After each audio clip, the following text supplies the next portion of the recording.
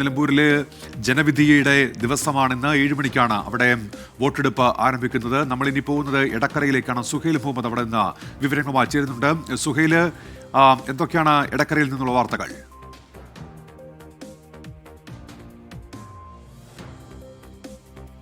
സുഹൈൽ, കേൾക്കാമെങ്കിൽ എന്തൊക്കെയാണ് എടക്കരയിൽ നിന്നുള്ള വാർത്തകൾ? ഏത് ബൂത്തിലാണ് ഇപ്പോൾ സുഹൈൽ ഉള്ളത്?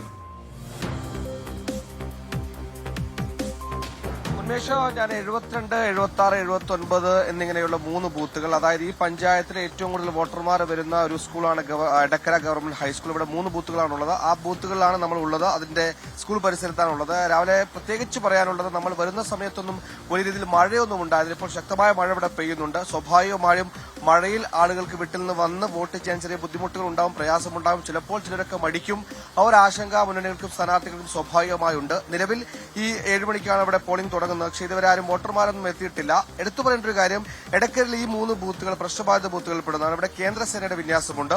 അതുകൊണ്ട് തന്നെ വലിയ കർശന പരിശോധന അടക്കം ഇവിടെ നിലവിൽ മാധ്യമപ്രവർത്തകർക്കടക്കം ഉണ്ട്. എന്തായാലും ഇവിടെ 3 ബൂത്തുകളാണുള്ളത്. ഏകദേശം 4000 ചില്ലാനം വോട്ടുകൾ ഈ ബൂത്തുകളിൽ മാത്രം പൂൾ ചെയ്യുന്നുണ്ട്. എടക്കര പഞ്ചായത്തിന്റെ സ്വഭാവം എന്ന് വെച്ചാൽ, എടക്കര പഞ്ചായത്തിൽ UDFും LDFും ഏകദേശം സമാസമത്തിൽ നിൽക്കുന്ന, തുല്യശക്തികളായി നിൽക്കുന്ന ഇടമാണ്. മൊത്തം 16 സീറ്റുകളിൽ 9 UDFിനും 7 LDFിനും വെറും 2 സീറ്റുകളുടെ ഭൂരിപക്ഷത്തിൽ, മെജോറിറ്റിയിൽ മാത്രമാണ് UDF ഈ പഞ്ചായത്ത് ഭരിക്കുന്നത്.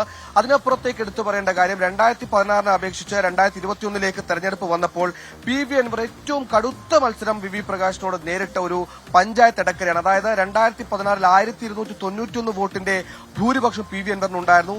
2021 വന്നപ്പോൾ വെറും 12 വോട്ടിന്റെ ഭൂരിപക്ഷം. അതായത് പഞ്ചായത്തുകളും മുനിസിപ്പാലിറ്റിയും എടുത്ത് പരിശോധിച്ചാൽ PV അൻവറിന് ഏറ്റവും കുറവ് ഭൂരിപക്ഷമുണ്ടായ വെറും 12 വോട്ടിന്റെ, അതായത് വെറും 2 സംഘ 12 വോട്ടിന്റെ ഭൂരിപക്ഷം മാത്രം ഉണ്ടായിരുന്ന ഒരു പഞ്ചായത്താണ്. അതുകൊണ്ട് തന്നെ ഇവിടുത്തെ ഒരു പോളിംഗ് അത് വല്ലാത്തൊരു ട്രെൻഡ് ഉണ്ടാക്കുന്ന കാര്യത്തിൽ സംശയമില്ല.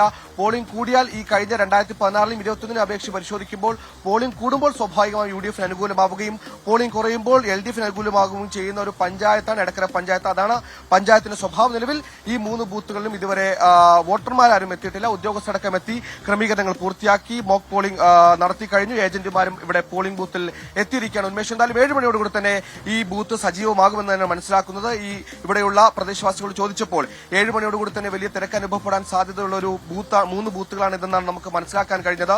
പ്രത്യേകിച്ച് കർഷകർ, കൂലിത്തൊഴിലാളികൾ, കച്ചവടക്കാർ. ഇതൊരു നഗരത്തിന് നടുവിലുള്ള സ്കൂളാണ്. അതുകൊണ്ട് തന്നെ ഇവർ 3 വിഭാഗങ്ങളാണ് ഇവിടെ കൂടുതലുള്ളത്.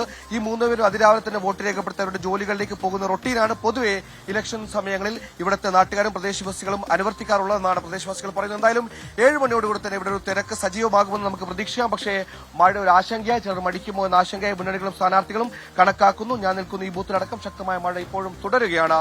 ഉന്മേഷ്, ക്രിസ്റ്റീന.